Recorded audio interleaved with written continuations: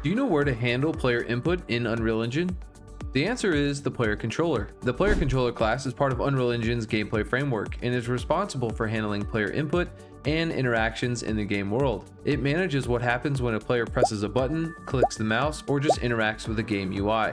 Unlike the Pawn class, which represents the player's physical presence in the game world, the Player Controller is the brain behind the player's actions. You can easily create a custom Player Controller class in C++ or even Blueprints. From there, you can set up inputs to control the pawn or character, whether it's moving the player, switching cameras, or just interacting with objects in the game world. The Player Controller should handle input from the player like moving, aiming, or even moving multiple units. The Player Controller has a bunch of unique functions to help with in-game interactions, like detecting if an actor is underneath the mouse. It also works well with Unreal's enhanced input system, which we'll talk about in another video. That's the Player Controller in Unreal Engine. Give it a try, and don't forget to like and follow for more tips.